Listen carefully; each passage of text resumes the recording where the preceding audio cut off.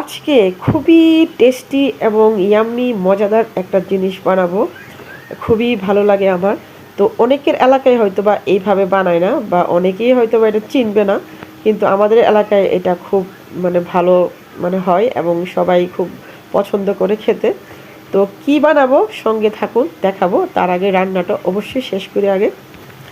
বৃষ্টি হয় না, এখন বৃষ্টি শুরু হয়েছে আর অফ হচ্ছে না। বৃষ্টি আমার অনেক ভালো লাগে এবং সবারই হয়তোবা বৃষ্টিটা ভালো লাগে, কিন্তু রহমতের বৃষ্টি হলে ভালো লাগে। আমাদের কাছে হয়তোবা ভালো লাগতেছে, কিন্তু টানা এতদিন বৃষ্টি আসলে আমি লাইক করি না, ভালো লাগে না। অনেকে গ্রাম অঞ্চলের অনেকেরই ক্ষতি হয়, সেই জন্য টানা বৃষ্টিটা আমি লাইক করি না। মাঝে সাঝে একটু বৃষ্টি হলে আমার ভালো লাগে। তো যেহেতু বৃষ্টির দিন, ঘরে অনেক জ্যাম হয়ে আছে, কাপড় চোপড় ধুয়ে দিচ্ছি, ভালোভাবে শুকাচ্ছে না। তো আমি ভাবলাম যে সিম্পল রান্না করি। আর আমার কাছে সিম্পল রান্না মানে গরুর মাংস বা মুরগির মাংস একটু ভুনা ভুনা করে খেয়ে ফেলা, একদম সিম্পল।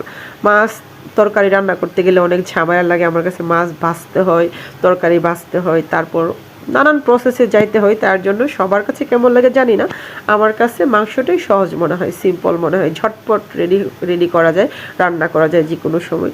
ঘরে তো সবারই ফ্রিজে মশলা থাকে রেডি করানো, সেই জন্য তাড়াতাড়ি হয়ে যায়। আর শুরুতে বলেছিলাম যে আমার অনেক প্রিয় এবং পছন্দের একটা জিনিস আজকে তৈরি করব। অনেকে হয়তো বা চিনে না, অনেকে আবার চিনবে। তো আমার কাছে মনে হয় আর কি অনেকে চিনে না। আমরা বলি আর কি, আমার এলাকায় এটাকে বলে আমরা চটা পিঠা, আমার এলাকার ভাষা আর কি চটা পিঠা। এবং এটা তৈরি করা হয় খুদের চাল দিয়ে। খুদের চালের যেটা ফ্লেভার থাকে, এটা খেতে এত ভালো লাগে। কিন্তু শহরে তো অনেকেই খুদের চাল কিনতে পাওয়া গেল, যে জমির যে খুদের পিওর চালটা, যে ঘ্রাণ, ওই ঘ্রাণটা কিন্তু কেউ পায় না। তো শহর এলাকায় বা আমরাও মাঝে সাঝে এরকম করি, সবসময় তো খুদের চাল এলাকার বা নিজের গ্রামের থেকে পাওয়া যায় না, তখন আমরা কি করি, চাল দিয়ে এটা তৈরি করি। চাল দিয়ে তেমন একটা ভালো লাগে না, যতটা ভালো লাগে খুদ দিয়ে। এইটা ভর্তা দিয়ে খেতে খুব ভালো লাগে, এবং গরুর মাংস দিয়ে খেতেও ভালো লাগে, এবং মুরগির ঝোল দিয়ে খেতে ভালো লাগে।